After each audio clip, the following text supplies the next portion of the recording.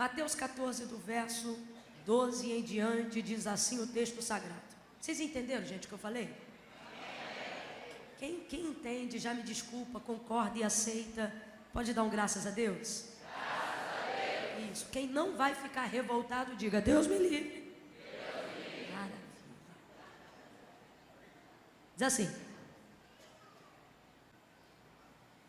a cabeça foi trazida num prato e dada à jovem, e ela levou a sua mãe. Verso 12. Então chegaram os seus discípulos e levaram o corpo e o sepultaram. Ouvindo isto, Jesus retirou-se dali num barco para um lugar deserto à parte, e sabendo o povo, o seguiu a pé desde as cidades. Saindo Jesus, viu uma grande multidão, e possuído de grande compaixão para com ela, curou os seus enfermos. Chegada a tarde, os seus discípulos aproximaram-se dele, dizendo: o lugar é deserto e a hora é já avançada. Despede a multidão para que eles vão pelas aldeias e comprem comida para si. Jesus, porém, lhes disse: não é preciso que se retirem, dai-lhe vós mesmos de comer. Então eles lhe disseram: mas Senhor, nós temos aqui senão 5 pães e 2 peixes. E disse ele: tragam aqui. E tendo mandado que a multidão assentasse-se sobre a relva, tomou os 5 pães, os 2 peixes, e erguendo os olhos ao céu, os abençoou. Depois, tendo partido os pães, deu aos discípulos, e os discípulos à multidão. E todos comeram e se saciaram, e levantaram dos pedaços que sobraram 12 cestos cheios. E comeram naquele dia quase cerca de 1000 homens, sem contar mulheres e crianças. Verso 22. Logo em seguida, Jesus ordenou que os seus discípulos entrassem no barco e fossem adiante para o outro lado, enquanto ele despedia a multidão. E despedida a multidão, ele subiu ao monte para orar à parte. E ao cair da tarde, estava ali sozinho. Diga amém por essa palavra. Amém. Senta dando glória a Deus, crente. Oh, aleluia. Glória a Deus. Parece frase de roteiro de novela, o que eu vou te pedir para acabar de dizer já já. Mas não é. É uma maneira para simplificar o entendimento do rumo profético que o Senhor nos confiou para essa noite na nossa vida. Eu vou contar de 1 a 3. Quando eu disser 3, você vai olhar para a pessoa que está ao seu lado e você vai dizer para ela deste jeito, assim, ó: eu vou, mas eu volto. Entendeu? Você vai dizer para ela: eu vou, mas eu volto. E aí, para acabar, depois que você disser isso, você vai dizer para ela: me espera na volta. Entendeu? Eu vou, mas eu volto. Me espera na volta. É 1, é 2, é 3, diga. Glória a Deus. Agora coloque a Bíblia sobre o seu colo, dê a mão à pessoa que está ao seu lado e vamos orar. Oh, aleluia. Eu quero convidar a oração todas as pessoas que entraram hoje aqui e não podem sair daqui nessa noite sem uma direção da parte de Deus. Eu quero convidar a fechar os olhos e a inclinar a cabeça todas aquelas que sabem que só podem receber de Deus uma resposta quando se humilham diante dele. Eu quero agora concordar em oração com você para que o Senhor capture a sua mente, para que o Espírito Santo de Deus possa sincronizar a sua mente na frequência do céu, para que você não fique aqui de olhos fechados e de cabeça encurvada só porque eu estou pedindo, mas pensando na conta que ficou, nas horas do relógio, no que você precisa buscar dentro do carro, em quem ficou em casa. Não, porque diante da presença de Deus não podemos cochear em 2 pensamentos. É necessário que todo aquele que se aproxima de Deus creia que Ele existe e que Ele é galardoador daqueles que o buscam. Feche os olhos, curve a cabeça agora. Senhor, nosso Deus e nosso Pai, nós estamos aqui nessa reunião de oração, nesta noite de domingo, adorando o Teu nome na beleza da Tua santidade. Nós te glorificamos porque nesta noite podemos entrar nos teus átrios com hinos, nós podemos nos apresentar diante de ti com louvores. Verdadeiramente o Senhor tem colocado um louvor na nossa boca. Obrigada, Senhor, por todos os dias de vitória, de livramento, de lutas, de superação. Obrigada porque as tuas mãos não estão encolhidas que não possam abençoar, nem os teus ouvidos agravados que não possam ouvir. A tua mão tem se mantido estendida sobre nós, Senhor, e os teus ouvidos atentos ao nosso clamor. Muitos de nós estamos aqui nesta noite arrumados, bem vestidos, mas tu sabes que algumas almas entraram aqui craqueladas, em pedaços. Algumas mentes entraram aqui confusas. Pessoas aqui, Senhor, que estão vivendo um dilema com a ansiedade. Gente que tem vivido num tempo de ansiedade tão grande, tão grande, tão grande, que enquanto neste momento de paz eu oro, ela tem dificuldade, ele tem dificuldade de fechar os olhos, de conseguir concordar com a palavra de oração. Não é que ele não quer, não é que ela não precise, mas é porque ele tem sido dominado por algemas de ansiedade. Mas agora, Senhor, nós invocamos a supremacia do teu nome, o teu nome que é sobre todo nome, do qual todo joelho se dobrará e toda língua confessará que tu és o Senhor. Senhor, nós clamamos agora o teu nome, a qual todo o inferno teme, treme, respeita e reverencia, porque não há absolutamente nada que possa se opor à tua soberana vontade. Teu é o querer e o efetuar, e o nosso querer nesta noite é entrar dentro do teu querer. Senhor, eu te peço agora, traz essa mente e esse coração, vai tirando toda a confusão, toda a ansiedade, todo o desespero, toda a amargura.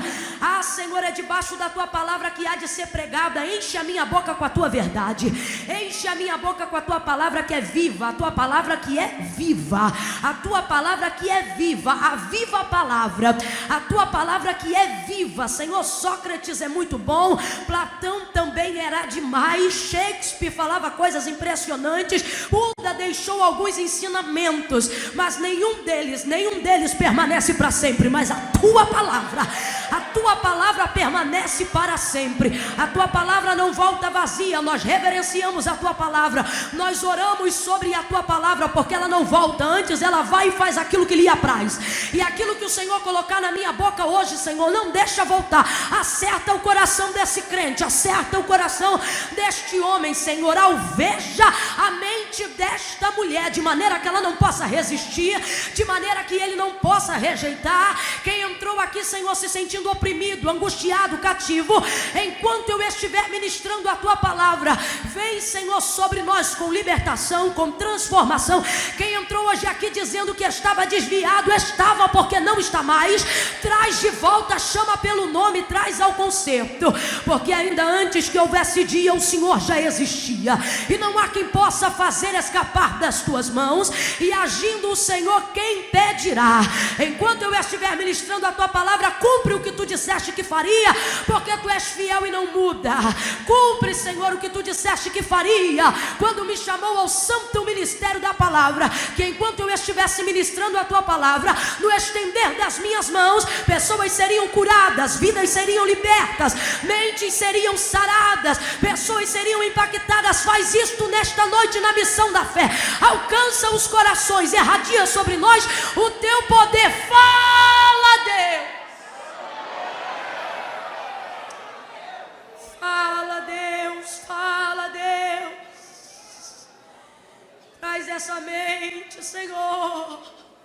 Alinha esse coração à vontade do teu Espírito Santo. Em nome de Jesus nós oramos assim. Quem concorda, diga amém. Glória a Deus.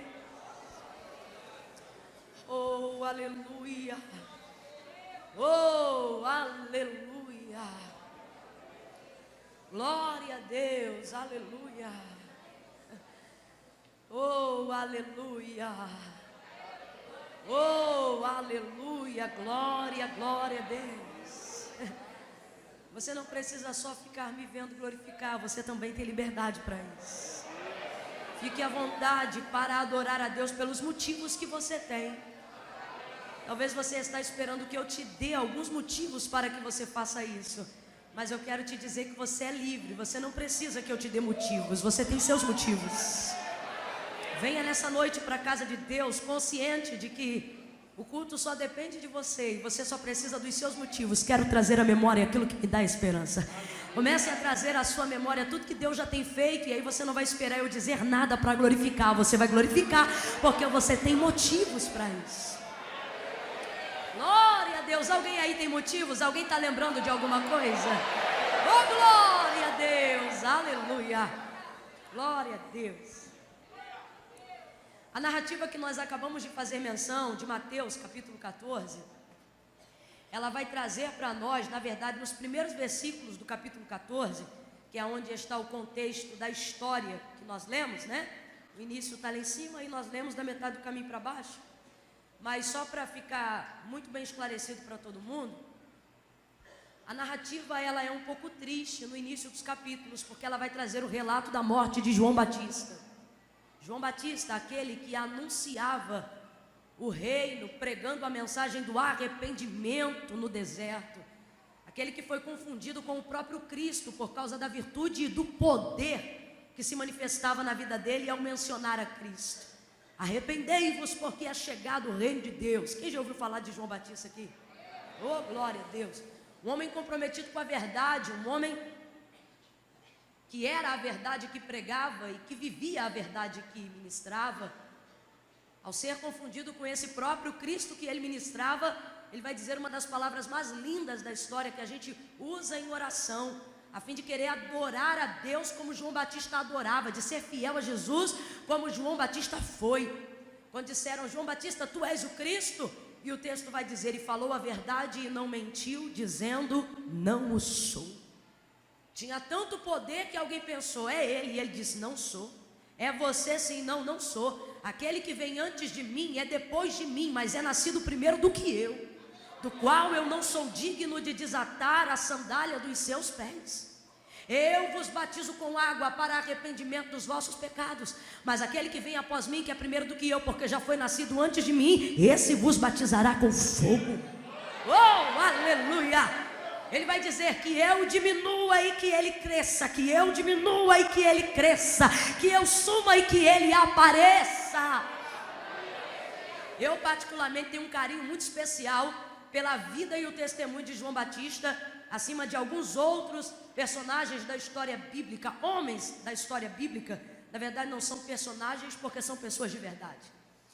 E isso João Batista me chama a atenção em especial, porque ele teve uma vida que foi vivida em torno de especulação das pessoas, desde o dia em que ele nasceu.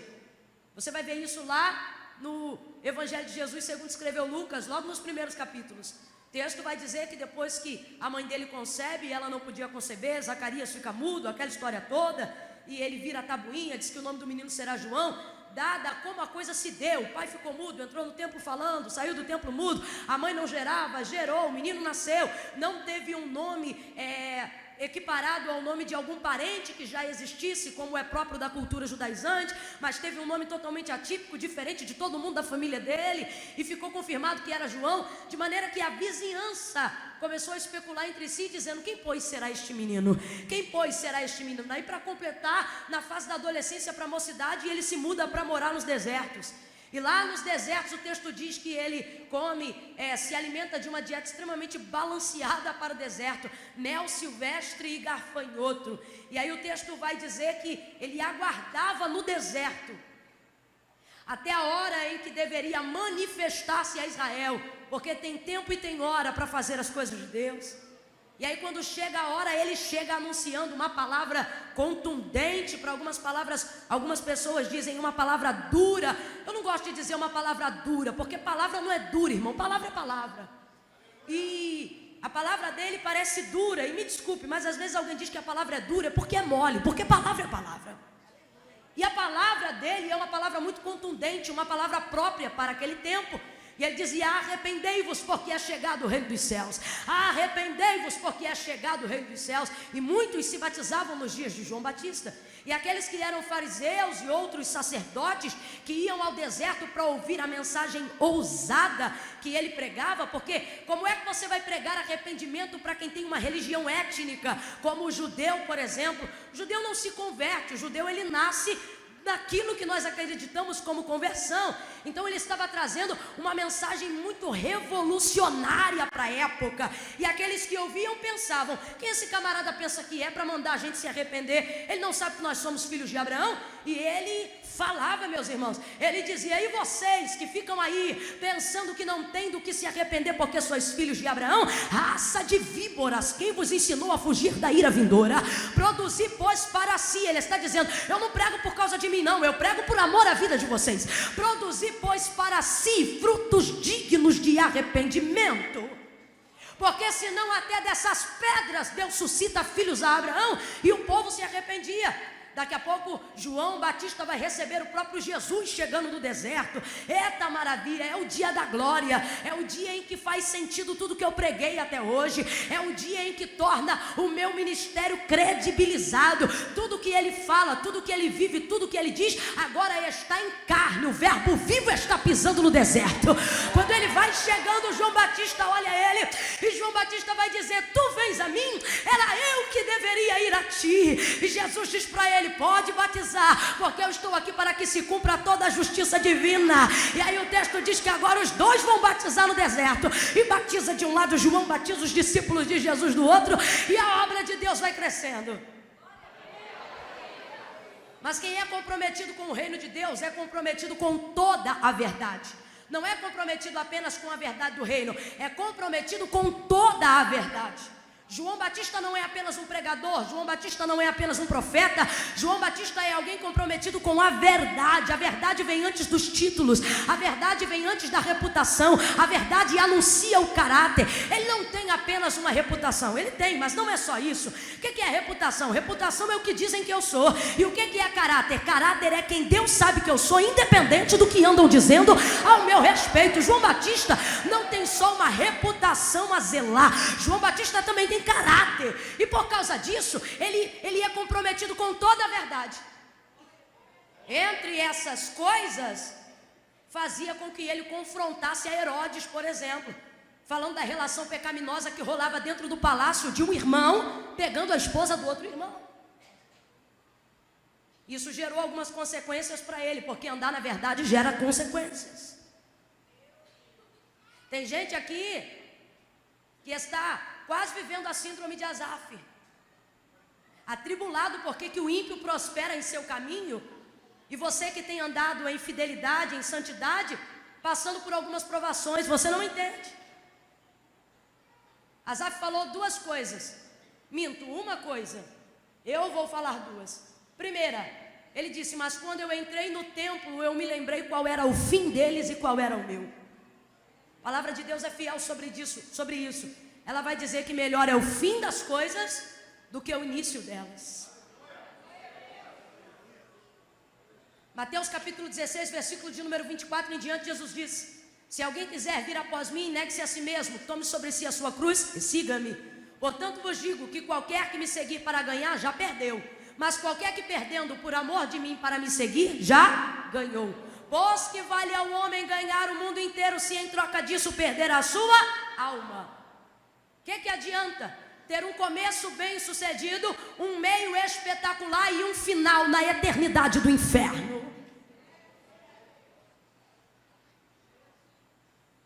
Algumas pessoas entraram aqui comprometidas com Deus, caminhando em fidelidade, mas querendo sair da linha, porque quem faz tudo errado está vivendo tudo certo, e quem faz tudo certo está vendo um monte de coisa acontecer errado.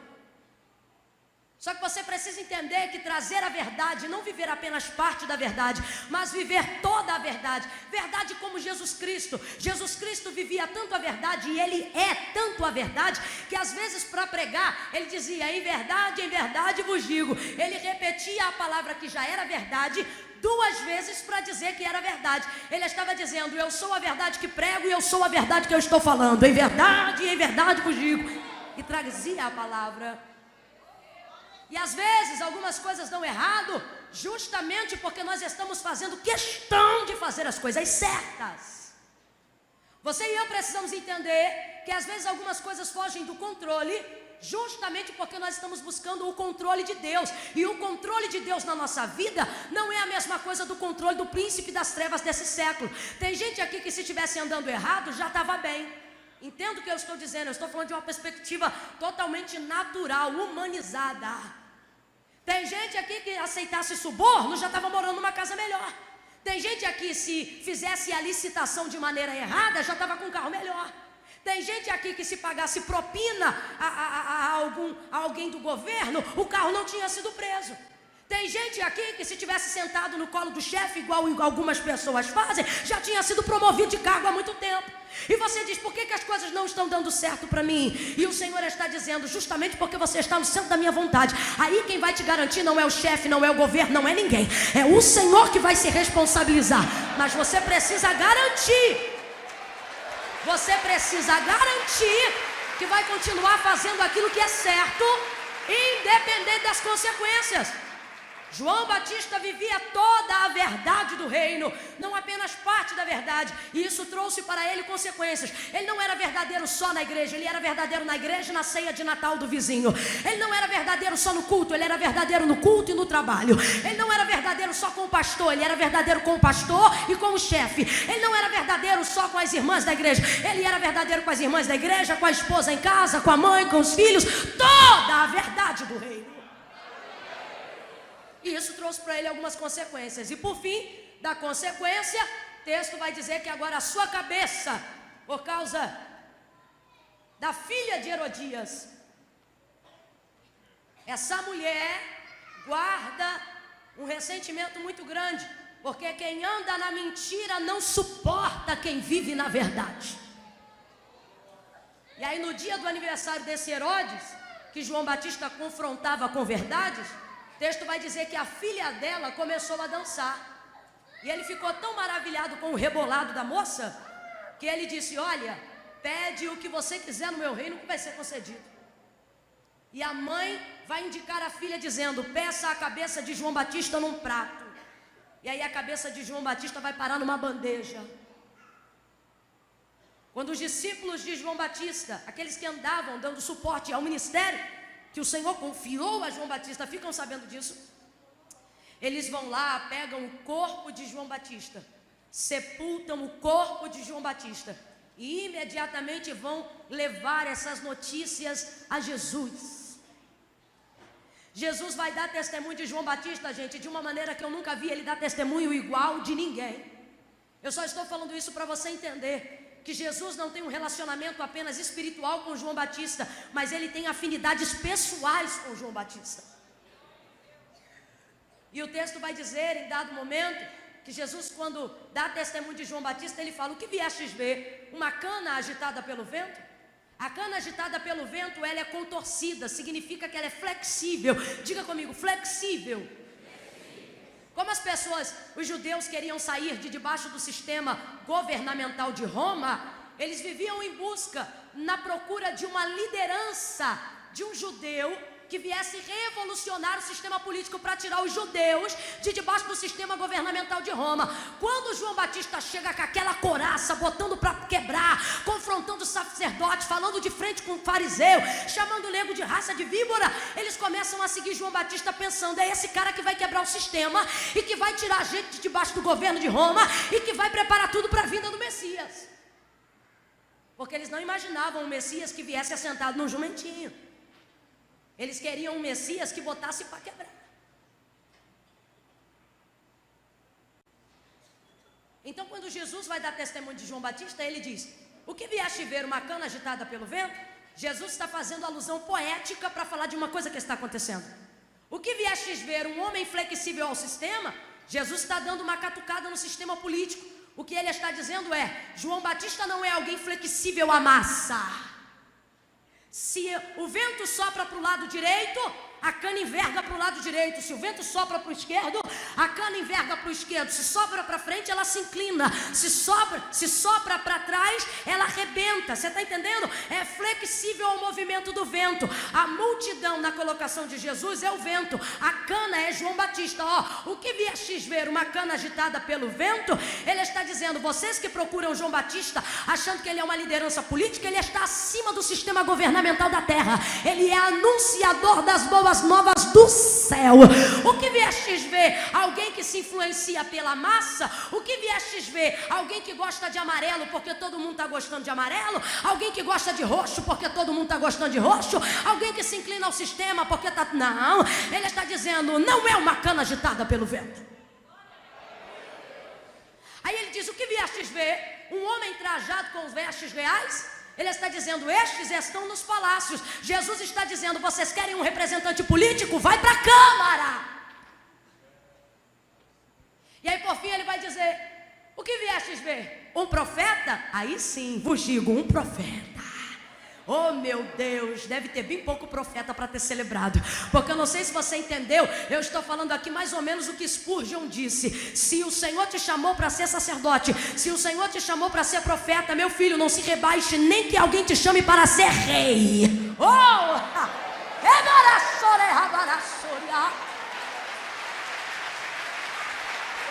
E aí ele disse, um profeta? Sim, vos digo, um profeta e muito mais do que um profeta. Adiante dele vai o meu anjo, do qual nascido do ventre de mulher como João Batista não houve. Aí eu te pergunto, Jesus gostava dele ou não gostava? Jesus gostava dele ou não gostava? Cabra era verdadeiro, Jesus gostava dele ou não gostava? O cabra não se curvava ao sistema, Jesus gostava dele ou não gostava? O camarada só falava a verdade e vivia da verdade, Jesus aprovava ele ou não aprovava? Eita. Só que aí o texto vai dizer agora, a notícia é fúnebre, a notícia é de morte.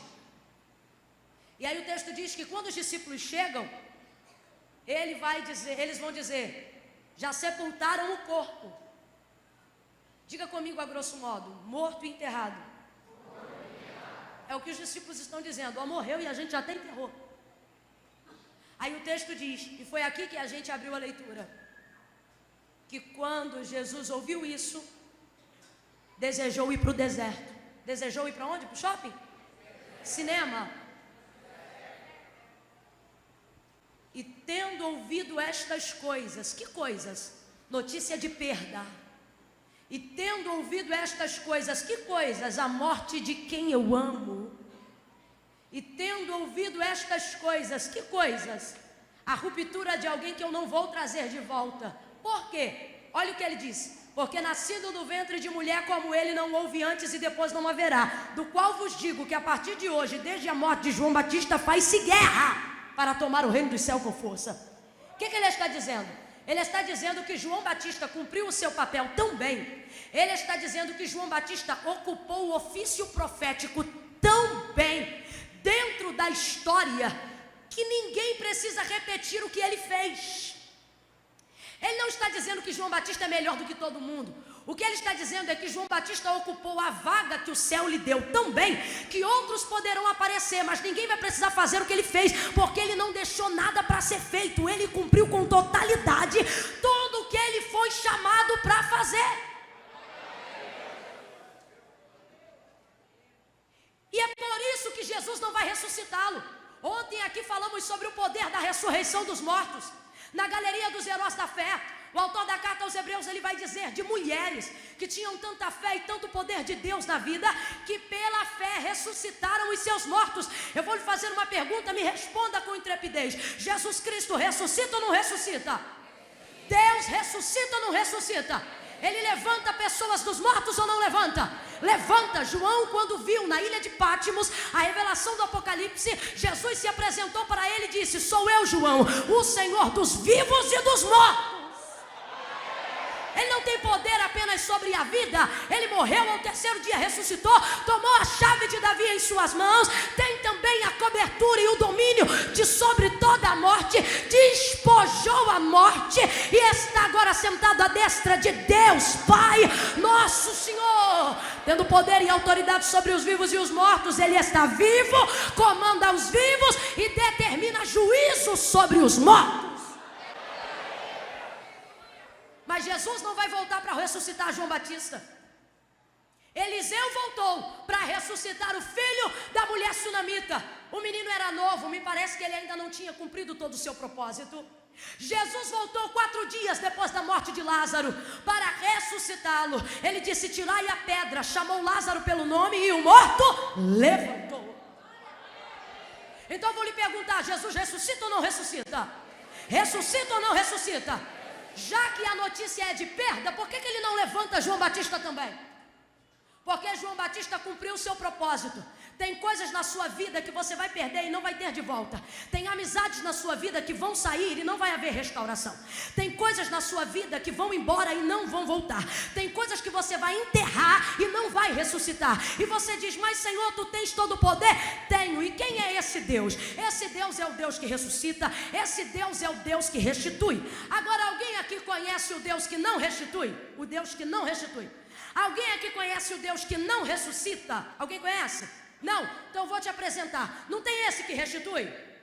Não tem esse que ressuscita? O que não restitui e não ressuscita é o mesmo. Tudo depende do seu querer e da sua soberana vontade. A Lázaro ele trouxe de volta. Eliseu também é o filho da sunamita. Nos seus ossos tinham tanta virtude que jogaram um cadáver aonde estavam os ossos de Eliseu, e do mesmo jeito que caiu, o que estava morto levantou. Porque se tiver cumprimento de propósito, o Senhor rasga a sentença de morte, o Senhor muda o laudo do médico, o Senhor transforma a morte em vida. Mas quando ele deu o testemunho de João Batista, ouça-me, quando ele deu o testemunho de João Batista, ele disse: nasci do ventre de mulher, igual a ele não houve. Engraçado que quando ele falou isso, João Batista ainda estava vivo. Ou seja, mesmo em vida, Cristo já estava dando testemunho dele, dizendo que ele cumpriu todo o seu propósito. Eu venho da parte de Deus hoje aqui trazer uma definição em algumas áreas da sua vida, que você está orando por restituição, que você está orando por restauração, que você está orando para que Deus levante algumas áreas que já estão sentenciadas, e você diz: Senhor, tu és o mesmo. Eu vi o Senhor fazer na vida de fulano, eu vi o Senhor fazer na minha vida na década de 90, e por que o Senhor não está fazendo agora? Talvez ele não está fazendo e talvez ele não fará, porque se algo na sua vida cumprir o propósito, Deus não vai restituir, Deus não vai ressuscitar. Deus vai te dizer: levanta e supera, que mais para frente eu tenho outras coisas para você. Eu quero que você saia do foco de João Batista e entenda que o relacionamento dele de Jesus é apenas uma inspiração para nós nessa noite. Hoje o Senhor te trouxe aqui para te dizer qual é a área da tua vida que te causa dor, porque você sabe que perdeu.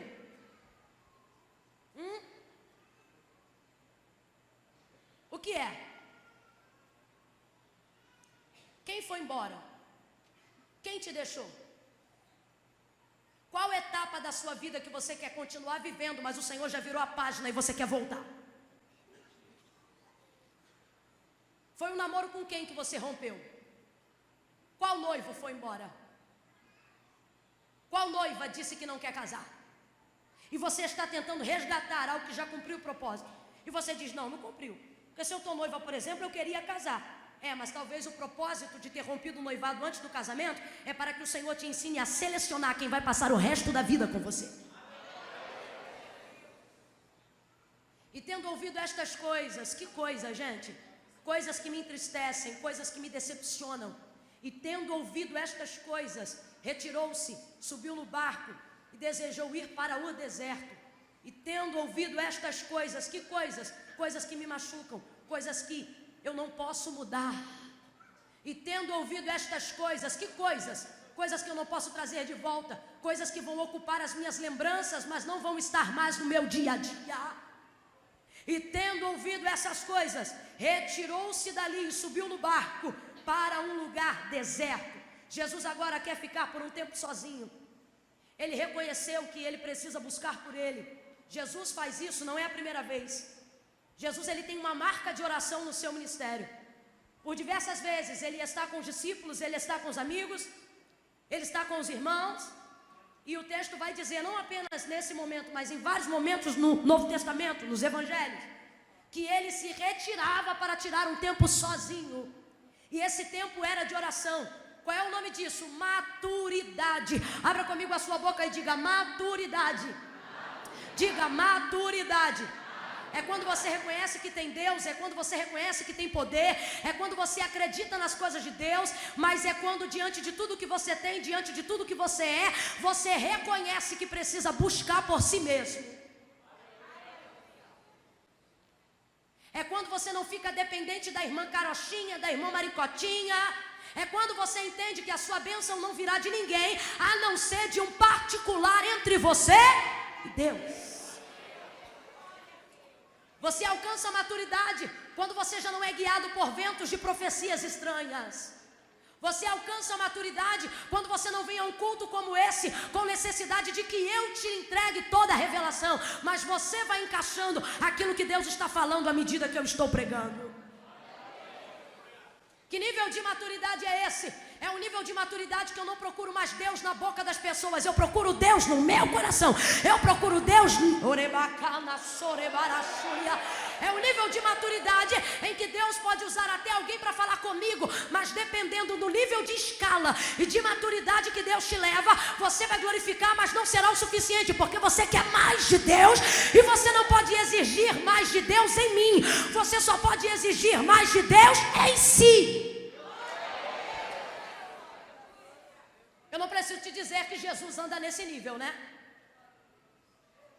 Eu não preciso te dizer que Jesus fica buscando o Pai na boca dos outros, né? Não.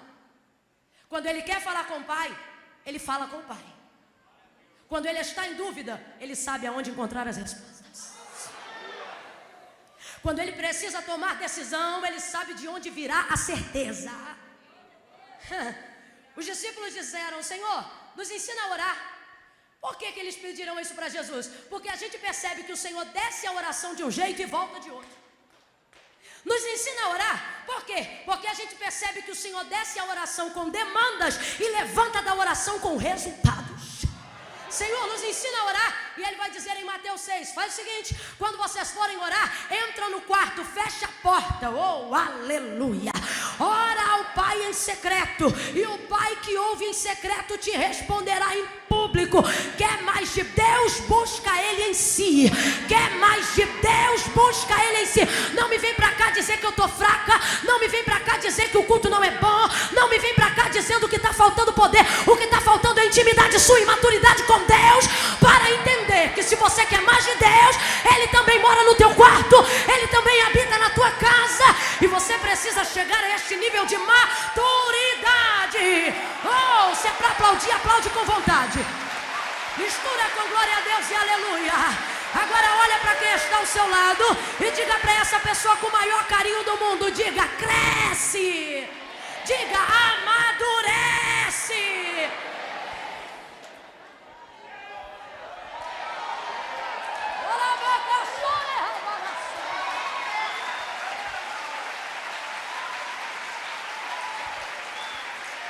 Lembra quando eu disse, e ouvindo estas coisas, coisas que me causam dor, coisas que me fazem pensar no que eu perdi, coisas que me fazem chegar à constatação que eu não vou poder ter de volta, coisas que eu queria até orar, mas não convém orar, porque eu não quero fazer orações vãs. E ouvindo estas coisas, decidiu ficar sozinho e orar. E ouvindo essas coisas, decidiu buscar por si. E ouvindo essas coisas, reconheceu que dependia de Deus. E ouvindo essas coisas, quis estar mais perto do seu Pai. E ouvindo essas coisas, quis dar um tempo de ver Deus na vida dos outros.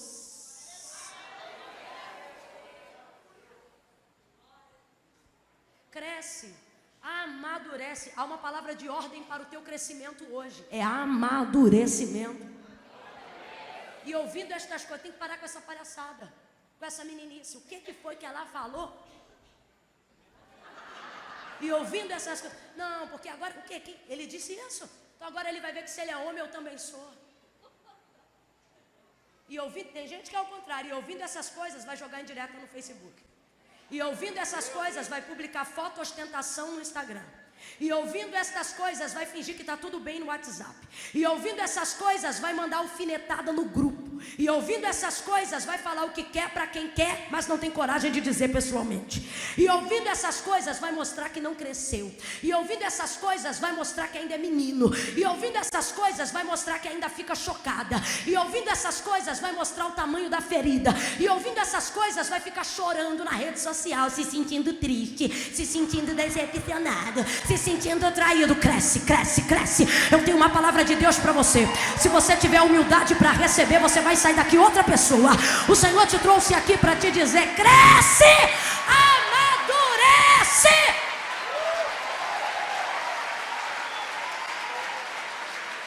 E ouvindo estas coisas, foi bater na casa de fulano. E ouvindo essas coisas, foi ligar para Beltrano para saber se é verdade. E ouvindo essas... Não, irmão. E ouvindo essas coisas, subiu no barco e foi para o deserto, para um lugar à parte.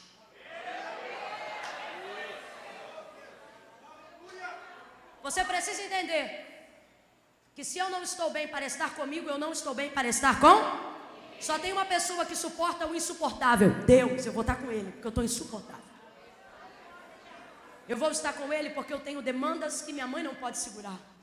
Eu vou estar com Ele porque eu estou trazendo dores que meu pai não vai aguentar. Eu vou estar com Deus. E tendo ouvido isto, saiu para um lugar à parte. Reconheceu que precisava buscar por Ele.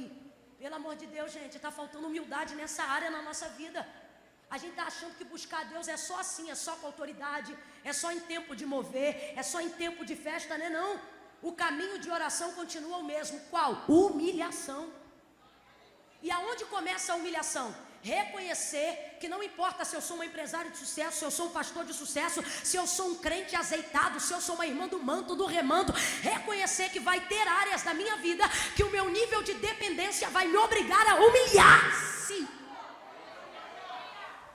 Eu tenho visto algumas pessoas com dificuldade de buscar ao Senhor do jeito que Ele deve ser buscado.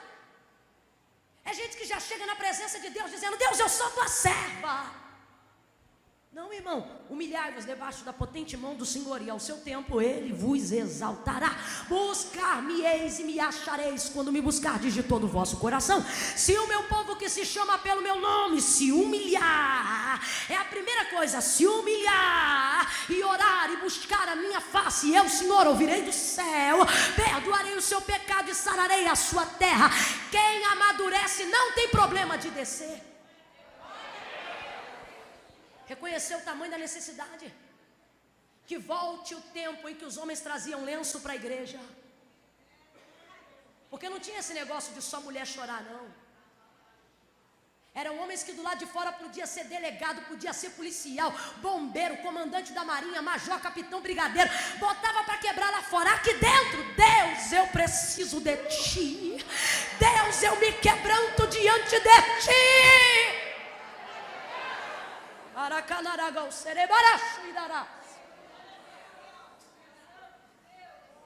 Eu não estou falando hoje de Daniel, eu não estou falando hoje de Paulo, eu estou dizendo que Jesus, ouvindo estas coisas, decidiu ir para um lugar à parte para orar sozinho ao seu Pai que está no céu. Se Jesus faz,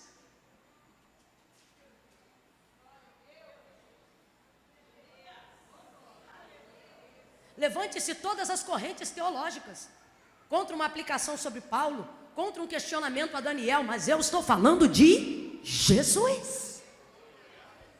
Reconheceu. Segundo, a Bíblia diz que o deserto vai ser uma escolha. Veja, diferente da primeira vez em que ele foi ao deserto, antes de dar continuidade ao seu ministério na terra, se eu não me engano, Lucas 4 ou Mateus 4, quando o texto vai dizer: e foi Jesus conduzido pelo Espírito ao deserto para ser tentado pelo diabo. Naquela ocasião, lá atrás, Jesus vai falando a grosso modo, ele vai por coerção, conduzido pelo Espírito. Isso fala sobre etapas da nossa vida em que Ele nos coloca no meio da prova para saber se a gente vai ser aprovado para fazer o que foi chamado para ser feito. Só que, obviamente, Jesus foi aprovado. O texto diz que depois dos 40 dias, os anjos do Senhor o serviram. Mas agora, Ele não vai para o deserto por correção, por impelimento, para buscar aprovação.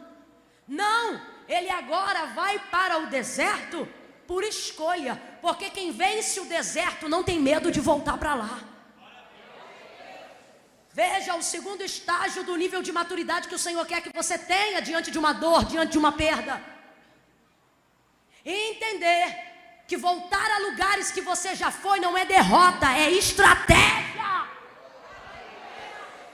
Tem gente que entrou hoje aqui cheio de trauma do deserto. Não pode ouvir a gente pregar de deserto. Não pode ouvir o profeta falar de deserto.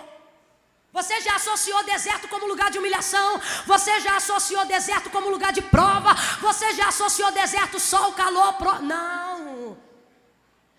Você já passou por lá. Eu conheço pessoas que têm trauma do deserto porque ainda não saíram de lá. Mas para quem já saiu, e são para essas pessoas que eu estou pregando, gente que já está em outro estágio de vida. Gente que já adora Deus pelo que Ele é e não pelo que Ele faz. Gente que não vem ao domingo porque tem que vir, mas vem ao domingo porque precisa adorá-lo. E com o trauma do deserto, algumas pessoas dizem: deserto não, porque foi no deserto que eu fui humilhado. Pelo amor de Deus, gente, ativa a memória aí, porque quem tem fé tem memória. O nome do passado da fé chama-se memória. Vamos lembrar daquele período de dor? Quando teu marido te traiu, quando você teve que enterrar um filho? Só por uns instantes. Vamos lembrar do período da tua conversão, quando você precisou se libertar de vícios que pulsavam no teu sangue? Vamos lembrar das vezes que você foi humilhado pela tua própria família? Vamos lembrar um cadinho nessa noite, na época que seu marido era alcoólatra e você apanhava dele? Vamos lembrar um pouquinho nessa noite, quando você se converteu e a tua mulher não era não crente e ainda era ímpia, você ia dormir 10 horas e ela chegava 3 horas da manhã toda fedendo a cachaça? Vamos lembrar daquele tempo que você ficou hospitalizado e você viu gente morrer do teu lado com a doença que você tinha e todas as noites você pensava: será que eu vou sobreviver? Vamos lembrar um pouco quando a sua vida financeira quebrou de uma tal maneira que até quem não tinha foi de lá que Deus mandou para te dar. Vamos lembrar quando você não tinha os sapatos que podia usar, quando você não podia escolher as marcas que hoje você usa. Vamos lembrar quando você não escolhia o cardápio, você comia o que tinha. Deserto, olhe para quem está ao seu lado e diz: eu me lembro. Deserto. Só que você saiu. Quem aqui poderia levantar a mão para dizer eu, diante da pergunta que eu vou fazer? Qual? Quem aqui admite que hoje é melhor do que já foi um dia? Quem aqui poderia dizer que amadureceu depois desse processo? Diga glória a Deus. Quem aqui poderia dizer que hoje é melhor do que um dia foi, porque aprendeu a crescer no meio da dor? Diga graças a Deus. Eu tenho nessa noite aqui alguém que poderia testemunhar, levantando a sua mão para render a Deus graças, com um aleluia, porque está vivo e o deserto não te matou, porque está vivo e aquilo que passou só te fez crescer. Tem alguém aqui? Diga aleluia. Tem alguém aqui com memória? Diga glória a Deus. Então Deus me trouxe aqui hoje para te dizer: o deserto agora não é impedimento. Eu não estou buscando de você aprovação. Eu quero saber se a aprovação gerou resultado. Qual? Amadurecimento. Jesus agora não volta ao deserto porque está sendo encaminhado. Jesus agora volta para o deserto porque o deserto é a melhor escolha para quem quer ficar sozinho, para quem quer pensar, para quem quer orar. E por que o deserto? Porque Jesus não tem traumas e os seus vão cair por terra hoje. Você diz assim: eu não quero voltar no deserto porque foi no deserto que eu fui traído. Não, foi no deserto que você aprendeu em quem confiar. Você diz: eu não quero voltar no deserto porque foi no deserto que eu comi arroz, feijão e ovo. Não, foi no deserto que você aprendeu a valorizar a picanha, alcatra e o pobre vizinho do lado da sua casa. Você diz: eu não gosto porque o tempo do deserto é o tempo que eu andava a pé. foi no deserto que eu andei a pé. E o Senhor está dizendo: não, foi no deserto que você aprendeu a dar carona para os outros. É por isso que hoje você tem carro e ajuda as pessoas. O Senhor está dizendo: o deserto não te destruiu, o deserto fez de você a pessoa sensacional que você está sendo. Pegue na mão da pessoa, segure a mão dela, segure a mão dela, segure a mão dessa. Deserto não mata crente. Pega na mão dessa pessoa aí, segura a mão dela com carinho e diga para ela ou para ele: o deserto só te melhorou, o deserto só te fez crescer, o deserto fez de você a pessoa maravilhosa que você tem sido. Então não tenha medo de lá. Sacode ela e diga: não tenha medo de lá, não tenha medo de lá, não tenha medo de lá. Você cresceu lá, você melhorou lá, Deus te fortaleceu lá, você aprendeu a ler a Bíblia lá, você aprendeu a orar lá, você conheceu a tua esposa lá. Foi lá que Deus rompeu com as alianças falsas e te deu amigos verdadeiros. Foi na hora da dor que você conheceu a amizade, foi na hora da dor que você conheceu a compaixão. O deserto te ajudou.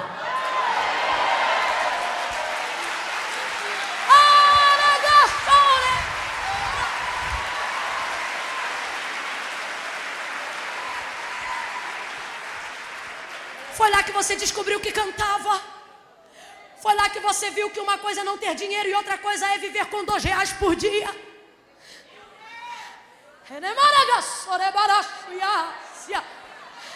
Foi lá que você fez as melhores orações. Foi lá que você aprendeu o que era ter um coração quebrantado de verdade.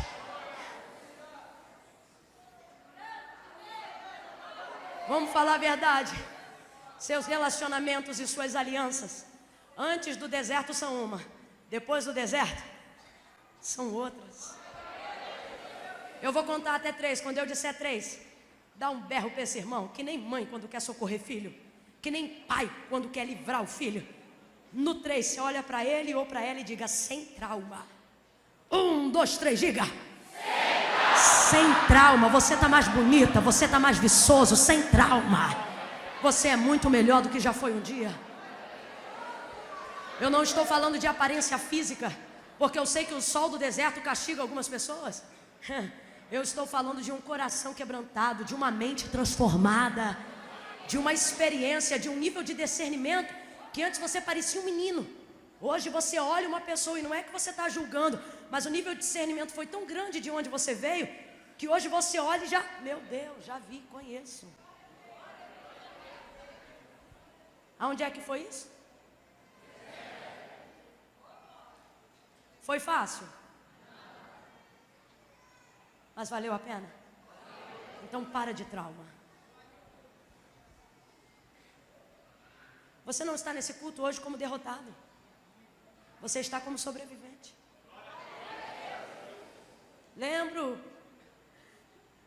o profeta Zacarias contando a visão que ele teve do sumo sacerdote Josué, quando Israel estava em pecado, em apostasia, e diante da tribuna Satanás se lhe opunha a Israel na visão à direita, para acusar Israel com os seus pecados, e Deus queria abençoar. Aí por uma hora, na visão do profeta Zacarias, Deus vai dar o juízo e vai dizer: basta, Satanás. Não é esta, e aponta para Josué, o sumo sacerdote que representava Israel. Ele estava com a mitra suja, mas ainda era Israel. E ele disse: não é esta um tição tirado do fogo? Quem é que sabe o que é um tição? Tição é um toco, um pedaço de madeira que queimou tanto que ficou igual carvão do lado de fora, mas ainda preserva a estrutura do lado de dentro, ou seja, aguenta prego, aguenta ser viga, aguenta segurar a estrutura de casa. O que o Senhor está dizendo é: queimou, mas eu salvei. Queimou, mas está útil. O Senhor está dizendo: o deserto só abalou a sua superfície, a sua estrutura está saindo de lá melhor do que já foi um dia.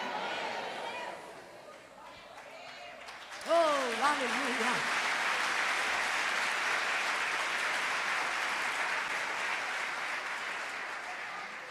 O texto diz que Jesus quer ir ao deserto e ele vai.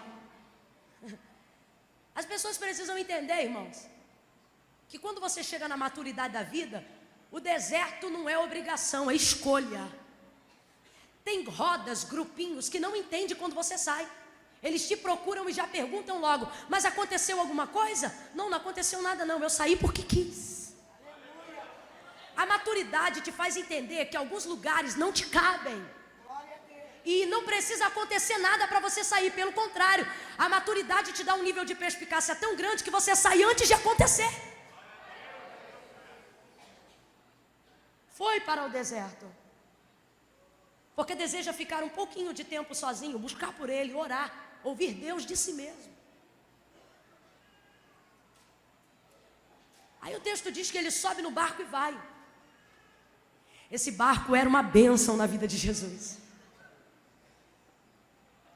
Eu quero profetizar um barco na tua vida. Mas é um barco dentro da perspectiva espiritual, profética, que o Senhor colocou ao nosso coração hoje. É ter um transporte que te conduz ao lugar que Deus quer. É ter um meio de chegar aonde você precisa, quando você precisa.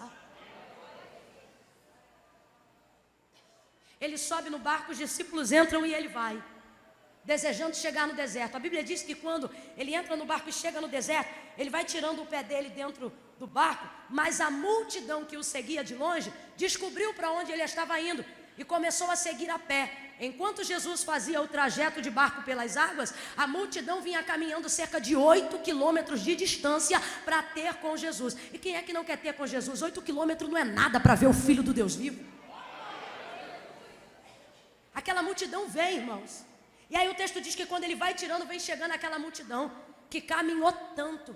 Eu imagino aquela multidão chegando suada, cansada, com fome, pernas inchadas. No meio daquela gente tinha todo tipo de enfermidades. Tinha gente com lepra, tinha gente com úlcera, tinha gente com problema no sangue, tinham possuídos, tinham pessoas enfermas da alma. Todos queriam uma palavra, todos queriam estar diante dele. E aí o texto diz que quando ele desce do barco e vê aquela multidão, o seu coração se enche de compaixão. Só que ele não foi ali para ver multidão, ele foi ali porque ele queria ficar sozinho. Mas quando ele vê a necessidade da multidão, o coração dele se move de compaixão, porque Jesus é assim.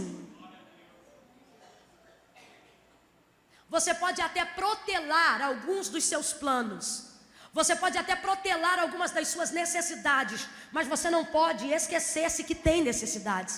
Por que eu estou dizendo isso? O coração de Jesus se move de compaixão e ele vai começar a fazer milagres. Naquele dia Jesus, meu Deus, o texto vai dizer que ele vai curar a todos. Não, reverencie o nome dele, eu estou falando de Jesus. Naquele dia o texto diz que ele vai curar a todos. A todos. Ele cura a todos. É palavra de um lado, é bênção do outro, é exortação para cá, é alguém sendo livre de cadeias, é demônios fugindo, é a pele ficando sarada, é o leproso curado, é o que tem problema de pressão voltando para o lugar, é a coluna torta se corrigindo. Eita glória! Culto que Jesus está é assim, irmão. Benção para todo que é lado. Ele está fazendo bem a toda a gente. Olhe para quem está ao lado e diga: fazendo bem a toda a gente. Diga, fazendo bem a toda a gente. Agora veja bem, se ele está querendo ficar a sós com Deus, é porque nós já falamos aqui, ele tem algumas necessidades, ele precisa orar, ele quer falar com Deus. Isso significa que tem demandas dentro dele que precisam ser apresentadas diante de Deus. Eu não vou dizer necessariamente Jesus, mas estou falando de você. Tem gente aqui que está passando um momento que está mal. Está dando glória a Deus, está dando aleluia, está dizendo que vai tudo bem, mas está mal. Só que isso não impede ele de vir para a igreja. Isso não impede ela de ajudar as pessoas. Isso não impede você de parar no meio do caminho para trazer uma palavra a alguém. Quando eu vejo Jesus indo para o deserto para ficar sozinho, Jesus não está indo para o deserto para ficar com multidão. Jesus está indo para o deserto porque ele quer ficar a sós com Deus. Mas no meio do caminho aparece a multidão. Ele não finge que não vê a multidão. Ele para, ele desce, ele cumprimenta, ele fala com todo mundo, ele prega, ele cura, cura, Ele restaura. E por fim, o texto vai dizer que as pessoas ficam famintas, porque vai demorar, o dia vai passar a hora do almoço, ninguém vai comer nada, os discípulos vão ficar com vergonha. Senhor, manda embora porque não tem comida. E Ele diz: traga-me aqui o que vocês têm. Nós só temos 5 pães e 2 peixes. Ele pega os 5 pães e os 2 peixes, ora, parte, entrega para os discípulos, multiplica, abençoa a multidão. Abre a boca comigo e diga: é milagre. Diga: é milagre. Diga de novo: é milagre. Oh, aleluia. Quando a sua disposição de ajudar as pessoas for maior do que a sua dor, vai haver milagre. Aí o texto diz que Ele multiplica e todo mundo come. Glória a Deus. Veja, 2 verdades. Primeira, estar mal não te impede de fazer o bem. Estar doído não te impede de promover cura. Estar solitário não te impede de ser companhia para alguém. No meio de tudo aquilo, Jesus não foi para deserto para ficar com multidão. Ele foi para ficar sós com Deus, mas foi interpelado pela multidão. O que Ele fez? Abençoou a todos. O Senhor está dizendo: no meio do caminho, na tentativa de chegar aonde você deseja, não deixe as pessoas no meio do caminho só porque você não está bem. A Bíblia diz que Ele curou a todos. Ele não queria saber quem era rico, quem era pobre, quem era negro, quem era branco, quem era cristão, quem não era cristão, quem era judeu, quem era grego. A Bíblia diz que Ele curou a todos e alimentou todos. É clichê, mas eu vou falar: fazer o bem sem olhar a... Faça o bem mesmo se você estiver mal.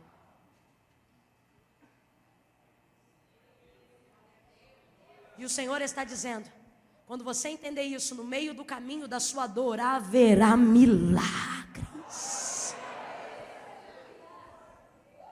Todos comeram, eu já estou caminhando para concluir. E no verso de número 20 o texto vai dizer: levantaram todos os pedaços que sobraram, dos pedaços que sobraram, 12 cestos cheios. E os que comeram foram cerca de 5.000 homens, sem contar mulheres e crianças. Eu acho interessante, o texto diz assim: e todos se saciaram. Saciedade fala de plenitude. Irmão, tem gente que chegou ali com lepra, está saindo curado e alimentado. Não, você nunca teve fome, senão você tinha dado um glória maior. Isso me fez pensar que você pode estar com fome nesse momento.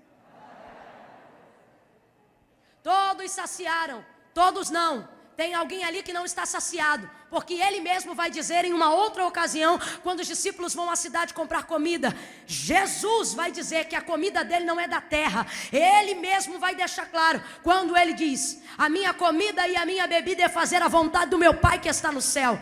As necessidades espirituais, as diligências do reino são maiores do que as necessidades pessoais de Jesus. Todo mundo comeu, todo mundo se saciou, está todo mundo feliz porque está com a barriga cheia. Mas Jesus não foi ali para encher barriga de si. Jesus foi ali para se encher do Pai. Jesus foi ali para falar das coisas de Deus. Terceiro nível de maturidade: quando aquilo que me acontece no âmbito físico não desfaça a minha necessidade do âmbito espiritual. Tem gente andando por aí confusa, achando que porque tem carro, porque tem comida, porque tem roupa, está tudo bem. E o Senhor está dizendo: eu estou vendo o tamanho do rombo do seu coração. Porque você entende porque está triste, nem você entende porque tem depressão. Seu marido é uma bênção, sua esposa é um sucesso, seus filhos têm saúde, sua casa tem cama, no fogão tem comida, mas a alma está vazia. O Senhor está dizendo: é porque a sua comida não é da terra, a sua alma está gritando por um alimento que só pode vir do céu. No texto vai dizer que todos se saciaram. Todos se saciaram porque estavam com fome. Todos se saciaram porque estavam com enfermidades no corpo. Mas tem alguém que foi para o deserto, não foi para comer, nem para exercitar o corpo. Quem é essa pessoa? Jesus não foi para isto. Ele fez isto, mas não foi para isto.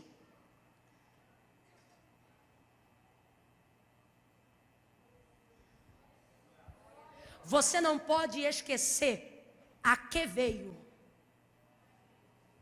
Redobre a sua atenção. Você não pode esquecer o que te motiva a atravessar aquela porta. No meio do caminho, é bem verdade que a alegria da irmã da cantina te alegra. No meio do caminho, é bem verdade que ver a sua namorada toda arrumada te deixa satisfeito. No meio do caminho, é bem verdade que você ouve louvores que te motivam. Mas se você se distrair e achar que a sua entrada é motivada por uma social, você vai entrar e sair sem saciedade. Porque você precisa entender que o que te alimenta não vem daqui. Não é da horizontal. Ele está dizendo, na horizontal você toca um e abraça outro. Na horizontal você alegra por ver algumas pessoas que você gosta e você só vê no domingo. Na horizontal você fica feliz porque está num lugar de paz. Aqui o boleto bancário não te incomoda. Aqui a atendente de telemarketing não te liga. A horizontal. Só que se você achar que é só isso, não vai mudar você entrar aqui. Deus te trouxe hoje aqui para te ouvir, para te fazer ouvir essa palavra e para te dizer, sai daqui. Ah, irmã, mas eu estou vendo todo mundo se saciando. O que você olha para o fora do lado do homem não te dá garantia de quem ele é do lado de dentro. Tem gente que está rindo igual você e você não sabe o que está passando do lado de dentro. E o Senhor está dizendo, sai dessa visão e começa a entender que o que você precisa não vem daqui, vem daqui.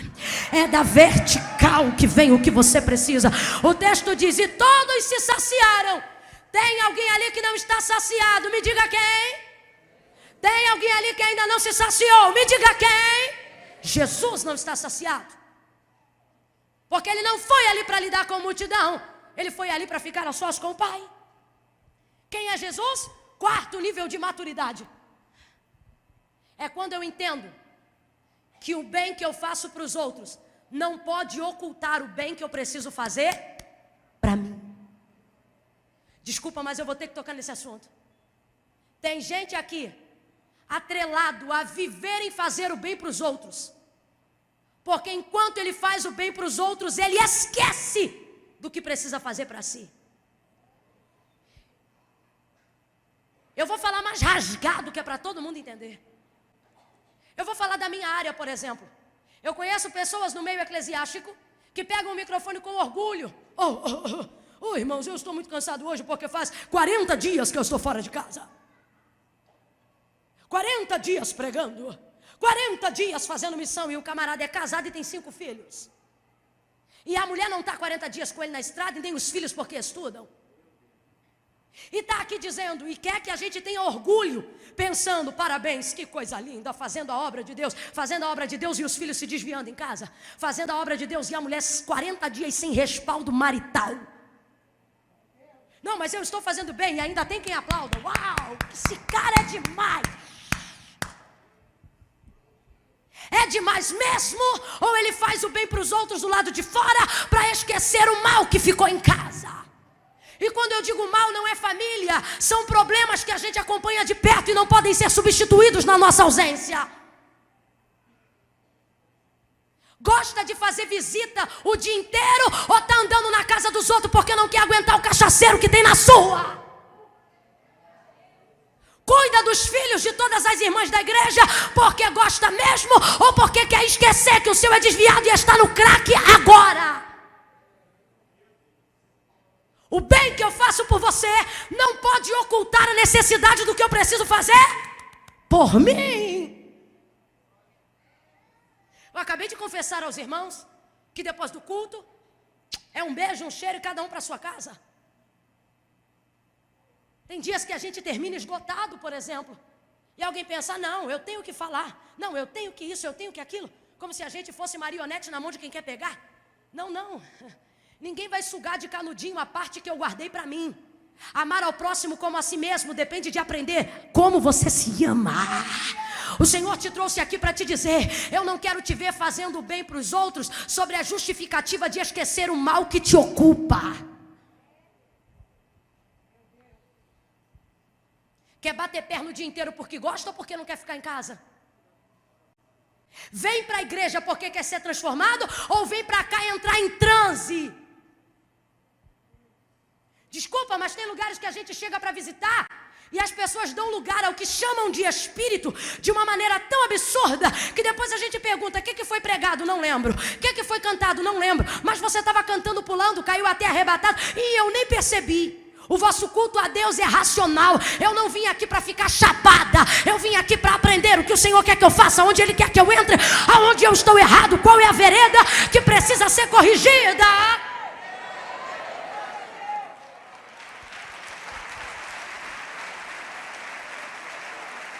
Mistura essa palma com glória a Deus e aleluia. Mistura essa palma com glória. Diga glória a Deus. Aleluia. Adore a Ele. Exalte a Ele. Respeite a Ele. Reverencie a Ele. Celebre a Ele. Por que eu estou dizendo isso? Fecha a Bíblia. Porque depois de abençoar todo mundo, o texto diz: e despediu a multidão. E você acha que a multidão queria ir embora? Vamos supor que Jesus está aqui em pessoa.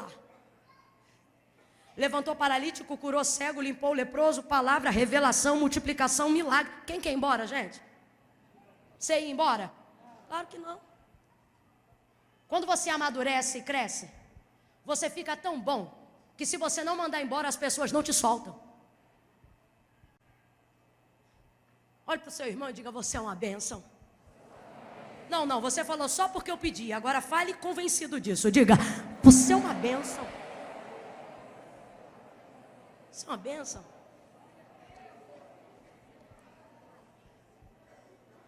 Você é tão bênção que é por isso que eu sempre quero falar com você depois do culto. Eu tinha uma irmã lá na igreja que tinha dia que eu não aguentava mais.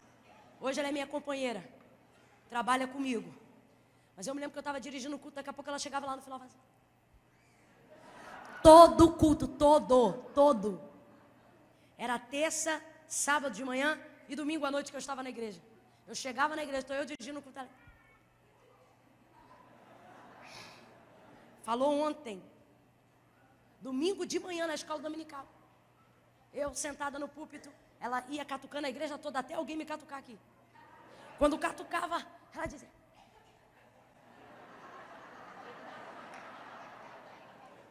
isso era de manhã. No domingo à noite, a gente já tinha falado de manhã. No domingo à noite, eu por fim já ficava assim. Pessoal catucando. Olhe para quem está ao seu lado e diga: você é uma bênção. Não é orgulho, não é vaidade, é consciência. Olhe para quem está ao seu lado e diga: você é bênção. Você é tão bênção que tem gente que é abençoado através da sua vida. E se eu sei que eu sou abençoado através da sua vida, eu vou te largar? É nada. É igual eu falo com a minha amiga Gabi. A gente diz: é pra vida. Fulano é para levar pra vida. Alguém quer ir embora? Não. Então a Bíblia diz que Jesus vai despedir a multidão. Quem é que manda embora? Quem é que manda embora? Ué, mas não foi ele que mandou ficar? Mandou ficar quando o povo tinha fome. Agora alimentou e está dizendo que pode ir? O que é a maturidade? Entender que há um tempo determinado para todas as coisas debaixo do sol. Despediu a multidão.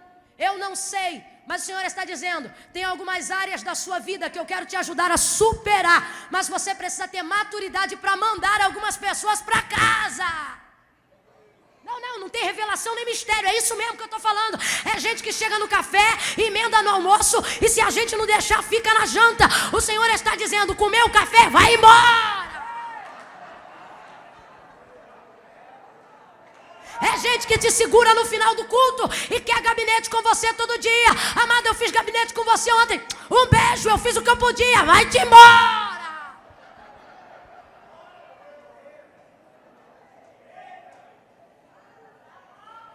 Eu vou falar do jeito que o Senhor falou comigo. Quem está com todo mundo o tempo todo não tem tempo de estar com Deus nem um minuto. Vou falar de novo. Quem está com todo mundo o tempo todo não pode ficar com Deus nem um minuto. Eu fico olhando, gente. É o tal do Instagram, é no Facebook. Aí diz, eu tô aqui, eu tô ali. Tem hora que me irrita aquele check-in, que é você dizer onde tá. Porque tem gente que diz aquilo da hora que acorda até a hora que vai dormir. Tô com fulano, tô com Beltrano, entrei aqui, saí ali. Ai, não é possível, gente. Dependendo do cargo e do ofício, a gente se pergunta que horas consagra, que horas faz jejum, que horas ora. E aí eu olhando para isso e falando, Senhor, será que eu tenho que entrar nesse processo também? Porque eu sou meio solitária nessa parte. Eu gosto de ficar sozinha, eu curto um momento tranquilo. Tem dia que meu marido viaja, minha mãe quer ir lá em casa e tá, não pode não. Tô a fim de ficar na minha. Tem coisa que eu falo com Deus e você não pode ouvir. Ah, amiga, mas você me conta tudo. Nem tudo, tem coisa que sou eu e Deus. E tem gente que está o tempo todo com todo mundo. E se você tiver o tempo todo com todo mundo, que horas você está com Deus? Aí você diz, irmã, eu estou com Deus aqui agora no culto. Aqui, Deus é Deus para todo mundo. O Senhor está dizendo, que horas eu sou Deus só para você? Que horas eu sou Deus só para as tuas questões? Que hora eu sou Deus para os teus segredos? Pega na mão, pega, sem preguiça e sem revolta, pega na mão, pega. Olha para ele e diz, gosto muito de você. Oh, meu Deus, te amo em Cristo. Mas na hora de ir embora, vai com Deus. Eu preciso identificar que tem horas que eu preciso ficar sozinha. E você também, isso não é solidão, é maturidade.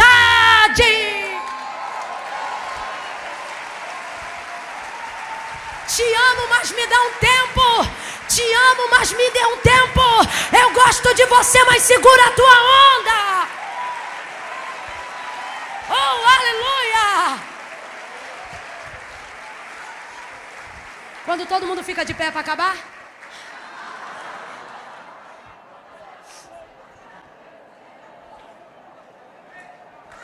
Vou ler o último versículo final para a gente ficar de pé de uma vez só. Vocês são tão lindos. Mandou todo mundo embora. Aí o texto diz que na primeira vez que ele quis ficar sozinho, os discípulos entraram no barco e chegaram no deserto com ele. Então ele queria fazer o que ele fazia de costume, orar e distanciar-se um pouco dos discípulos para orar à parte.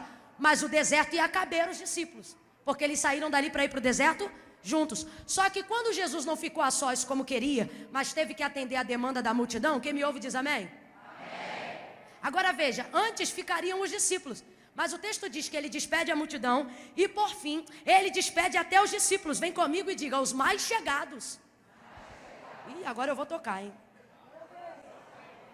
Vou porque a gente não gosta, porque a gente acha que os mais chegados têm que estar o tempo todo. Afinal, são os mais chegados. Jesus tinha os seus mais chegados? Tinha. A transfiguração no monte foi só para Pedro, Tiago e João. Ele tinha 12 que eram chegados, mas tinham 3 que eram mais chegados. Só que nesse episódio, ele não ficou com nenhum, mandou embora até os mais chegados. O Senhor está dizendo, chegou um tempo na tua vida, chegou um tempo na tua casa, chegou um tempo no teu ministério, que você precisa entender que a prioridade não é dos seus amigos, não é das pessoas que te entendem, não é das pessoas que te respeitam. E isso aqui que eu estou falando é muito difícil, porque mandar embora uma multidão que te suga não é tão difícil, mas mandar embora quem te serve, aí é difícil. Mandar embora quem chega para comer não é tão complicado. Mandar embora quem chega para fazer a comida, aí é difícil. Porque eu não estou mandando embora quem tira de mim, eu estou mandando embora quem me... Só que o texto diz que depois de despedir a multidão, ele também despediu todos os seus discípulos. Você precisa entender, Deus te trouxe nessa noite para dizer, nosso relacionamento tem que sair do raso. E talvez você diga, irmã Camila, eu sou do manto. E eu tenho visão, revelação, oro de madrugada. E se eu te disser, Ezequiel, que essa água só está no teu artelho? E se eu te disser que as águas que Deus tem para a tua vida ainda não chegaram nem no teu quadril? Só que Deus está querendo que você priorize o seu relacionamento com Ele. Você tem caminhado com Deus entendendo que o relacionamento é importante, amém? Só que maturidade é entender que o seu relacionamento com Deus não é apenas importante, mas se tornou prioridade. Jesus não trata o Pai como importante. Importantes são os discípulos. O Pai é prioridade. E a prioridade vem na frente do que o que é importante. Eu vou falar de novo. A prioridade vem na frente do que o que é importante. Poxa, mas esse amigo me ajuda tanto, mas a tua prioridade é Deus. Maldito o homem que confia no homem e faz do seu braço a sua carne, o seu sustento. Pode ser o melhor amigo do mundo e Deus me guarde do espírito faccioso. Deus tem levantado um povo top para ajudar a gente, verdade ou não, gente? Deus tem peneirado as nossas alianças, a gente tem conhecido gente tão boa, depois de vir de lugares de gente tão ruim, que a gente suspeita. Mas você vê que é Deus dizendo, sou eu. Só que Ele está dizendo, por mais importante que seja esta pessoa, ela não pode ser a sua glória a Deus. Mandou todo mundo embora. Tem amiga aqui que já olhou para outra dizendo, já sabe, quinta-feira babou, né? Sério? A outra aqui falou, meu Deus, até o dia. Irmã Camila, o que eu vou ganhar com isso?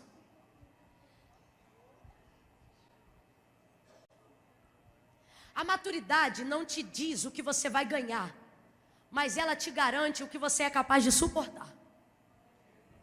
Mandou todo mundo embora. Disse para os discípulos assim, entra no barco e a gente se encontra do outro lado. Só que ele ficou sem barco.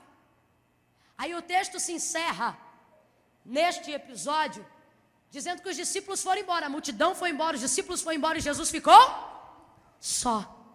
Jesus ficou só, Jesus ficou à parte, Jesus orou. Jesus levanta daquela oração, com certeza, revigorado, renovado quanto homem, pronto para outra. Resolvido, com disposição de superação para toda dor, para toda crise, para todo levante. É isso que você precisa entender. Esse seu momento com Deus não é para te abater, é para te ensinar a superar aquilo que te faz sofrer. Aí o texto vai encerrar dizendo assim,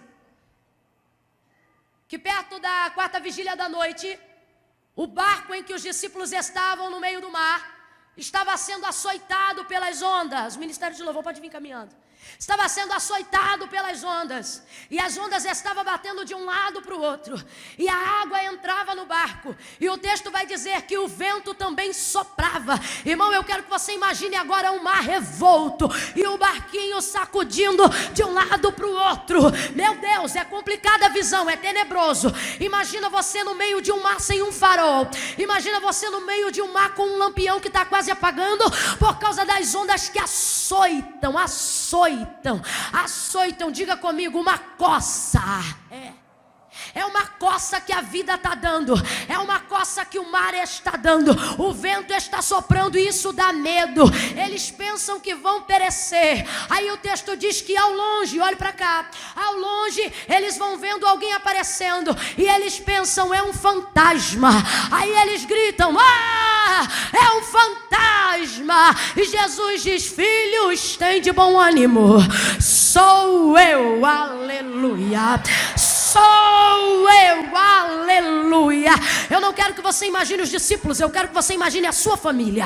Eu não quero que você imagine Pedro, Tiago, João. Eu quero que você imagine os filhos que não estão aqui, os pais que não vieram. Eu quero que você imagine pessoas que não entendem por que você vem à igreja. Eu quero que você imagine agora as pessoas da sua família, amigos que não entendem porque você é crente. Eu quero que você traga à sua memória agora pessoas que se chateiam porque domingo é o único dia que você tem para ficar em casa, e você vem para a igreja e a pessoa diz, que raiva, eu trabalho direto e hoje você vai para a igreja. Eu quero que você fique em casa porque eu sou importante, e você não fala, mas no seu coração você pensa, mas você tem que ficar aí, eu vou buscar porque você é importante, mas ele é. Aí você vem, eu quero que você imagine agora gente do teu trabalho, que não entende por que você não vai pro happy hour. Gente lá da faculdade que não entende porque depois da aula você não vai enfiar uns goró pela goela. Gente que não entende por que você não dá um tapa no baseado. Gente que não entende a sua consagração. Gente que não entende o seu isolamento. Gente que se chateia com o fato de você vir aqui. Gente que fica tão indignada que diz que você é otário, que você veio dar dinheiro para pastor. Gente que está longe do deserto. Gente que está longe do lugar de oração. Gente que está no barco do mar da vida. Gente que não entende porque você se afastou. Ei, cara, choreleba. Gente que não entende porque você tem que ir.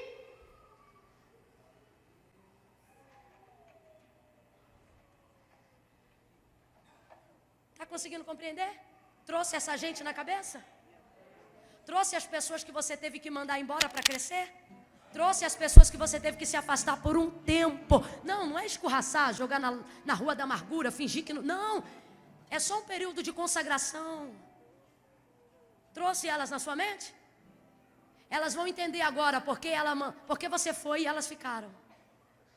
Elas vão entender agora porque você vem aqui no domingo. Elas vão entender agora porque você deixa o happy hour e vai para a leitura. Elas vão entender agora porque que na hora do almoço vai todo mundo olhar a mulher dos outros e você fica na copa do trabalho lendo a Bíblia. Elas vão entender agora porque que você não entra no estoque para fazer farrinha. Elas vão entender agora porque que no dia da festa de 15 anos da fulana ou da beltrana, você vem primeiro no culto para poder depois ir para a festa. Elas vão entender agora, sabe por quê? Porque enquanto você foi, elas estavam bem. Quem aqui conhece gente que quando veio para Jesus estava bem? Gente que não veio porque estava bem. E gente que diz, você está indo porque você está mal.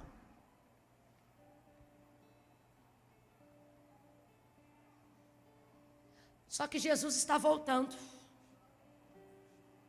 Só volta com tanto triunfo quem respeitou a hora da ida. Eu quero que você entenda uma coisa.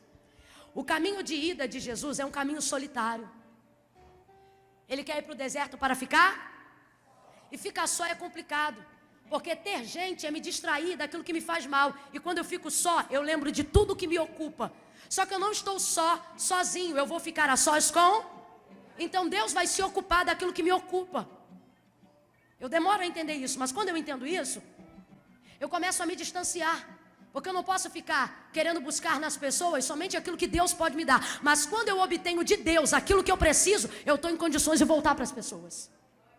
Eu tenho condições de voltar para o trabalho, eu tenho condições de voltar às sociais, eu tenho condições de separar as coisas. Então veja, o caminho de ida, eu não vim te enganar. O caminho de ida é um caminho doloroso. O caminho de ida é mandar embora quem a gente queria estar perto, gente que distrai, gente que faz a gente rir. Só quer reconhecer que eu estou em período de busca. E eu não posso me distrair, ainda que essas pessoas sejam importantes. Eu cheguei a um tempo da minha vida onde a maturidade me obriga a entender o que é prioridade. No caminho de ida de Jesus, foi solitário, foi doloroso. No caminho de ida, a gente diz não para convites maravilhosos. No caminho de ida, a gente deixa de beijar na boca de mulheres lindas. Óbvio que eu não estou falando de mim. Eu estou falando de rapazes que estão se consagrando, porque estão no caminho de ida. Porque eles não querem beijar uma hoje e outra amanhã. Eles querem uma mulher para casar e querem ser felizes com ela. E alguém que está beijando todo mundo olha para ele ou para ela e diz, olha, você está encalhado. E como diz o pastor Mac Anderson, encalhado não é quem está sozinho, encalhado é quem casou errado.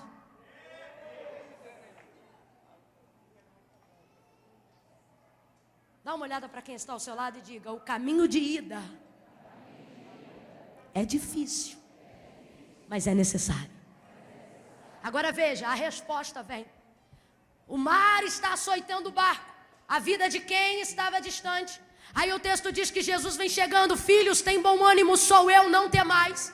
Pedro abre a boca e diz: Senhor, se és tu mesmo, manda-me ir ter contigo por sobre as águas. E ele diz: vem. E vem Pedro caminhando. Mas eu não vim falar sobre a caminhada de Pedro, eu vim falar sobre um Cristo que vem andando por cima das águas. Agora veja, ele disse para os discípulos: vão na minha frente, e mandou embora, que eu encontro vocês depois. Trocando para miúdos, o que Jesus está dizendo é: me respeitem a minha ida, que eu encontro vocês na volta. Aí veja bem, a ida vai ele isolado, na ida vai ele sozinho, na ida vai você triste, na ida vai você tendo que lidar com problemas que ninguém entende, na ida é você tendo que mandar embora gente que você gostaria que ficasse, na ida é você entender que os prazeres da carne não podem te fazer mudar as prioridades de Deus. A ida é dizer não para as festas, a ida é andar, é entender o seu tempo com Deus, a ida é largar a Netflix e a pipoca, dobrar o joelho, entrar no quarto e fechar a porta. A ida é dizer não para algumas amigas. A ida é travar o cartão de crédito e não tentar compensar a minha depressão comprando sapato. A ida é difícil, a ida é dolorosa. Na ida eu vou falar com Deus do que me machuca, da ida eu vou contar para Deus aquilo que eu ouvi. Só que Jesus vem andando por cima das águas do mar revolto. Veja, o mar não para. Já parou para olhar o texto? Jesus vem andando sobre as águas e o texto diz que o mar continua revolto, porque a vida dos outros não muda só porque a nossa mudou, mas quando a nossa muda, a gente volta com o poder de controlar a tempestade na vida dos outros. Vem Jesus andando por sobre as águas. Olhe para esse crente, libera para ele a palavra e diga: me espera na volta. Não, olhe para ele de novo e diga: me espera na volta. Aquela pessoa que ficou em casa vai entender o que você vem fazer na igreja quando ela estiver em depressão e você botar o pé em casa e ela sentir a alegria do Espírito Santo. Aí ela vai entender o que você vem fazer aqui. Aquele chefe do trabalho, aqueles amigos que ficam no happy hour depois da faculdade vão entender por que na hora do tempo você lê a Bíblia ao invés de colocar a cerveja para dentro. Sabe quando? Quando elas estiverem no banheiro se drogando e você estender as suas mãos e ela for curada, ela vai entender por que você lê a Bíblia enquanto ela bebe. O Senhor está dizendo para alguém: você vai entender a minha ida quando eu estiver voltando. Olhe para essa pessoa, olhe para ela e diga para ela: eu estou indo assim. Assim como? Olhe para cá. Eu estou indo assim, cansado. Eu tenho ido assim, solitário, reclamando. Não precisa nem falar não para eu não te cansar. Faz só o gesto assim. Isso aqui agora, a partir de hoje, é um código entre nós. Tem gente que vê você no meio do caminho na ida e diz: vai fazer o que na igreja? Tu já serve Deus há 2 anos e teu casamento é uma prova?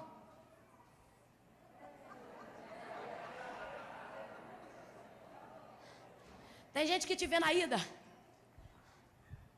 diz: teu filho não presta, joga isso no centro de recuperação e esquece que existe, porque viu você chorando na ida. O Senhor está dizendo: poupa a palavra, faz só assim, ó. Porque tudo que vai...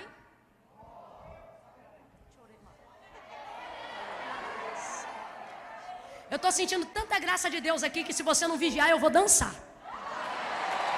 E se tiver Mical hoje aqui vai ficar estéreo, porque eu não vou parar de sentir mover por causa da sua opinião. Oh, aleluia! Comece a tocar alguma coisa aí, porque a voz de Deus é atuante em meio aos louvores. Oh. O Senhor está dizendo: se você respeitar o caminho de ida, se você entender que receber Jesus é às vezes vir sozinho aqui na frente, isolado, é às vezes ser o único cristão no meio de uma família de gente ateu. Mas se você entender que o caminho de ida precisa ser feito, Você vai mostrar para muita gente na volta a diferença que fez você caminhar em meio à dor, a diferença que fez você reconhecer a Cristo como Senhor. O mar está revolto, as ondas açoitam o barco e vem Jesus caminhando sobre as águas. Irmã Camila, eu não entendi, vai entender agora. Jesus está dizendo: você vai orar descendo, mas volta por cima.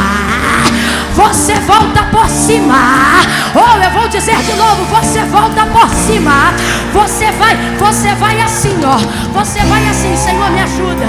Você vai assim: Senhor, me blinda. Você vai assim: Senhor, me explica. Você vai assim: Senhor, me guarda. Você vai assim: Senhor, me dá poder. Você vai assim: Senhor, me cura. Você vai assim: Senhor, tem misericórdia. Você vai humilhado, mas você volta dizendo: calma, família, que eu tô chegando. Calma, marido, que eu tô indo pra casa. Calma, igreja, que eu vou ajudar o departamento. Calma, pastor, que eu vou te ajudar. Calma, eu tô chegando. Me espera na volta. Fica de pé, fica de pé. Me espera na volta. Oh glória, oh glória, oh glória, oh glória.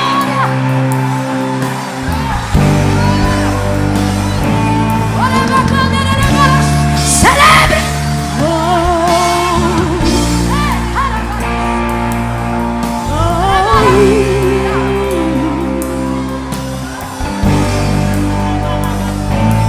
Não é para um, não é para dois. Você vai dizer para pelo menos 3 pessoas. Você vai dizer para ela desse jeito: me espera na volta. Vai, diz agora. Espera na volta. Na volta eu venho por cima. Na volta o mar não me mata. Na volta a depressão não me sufoca. Na volta o alcoolismo não me afronta. Na volta o viciado é liberto. Na volta quem me açoita vai ter que parar de bater. Na volta quem me humilha vai ter que me honrar. Na volta quem me afronta vai me respeitar. Me espera na volta, na volta, na volta, na volta. Eu estou voltando. Demônios já estão com medo. Espíritos malignos já estão apavorados, porque eles estão olhando a hora e estão dizendo: é 10 horas, daqui a pouco ela chega em casa. Corre!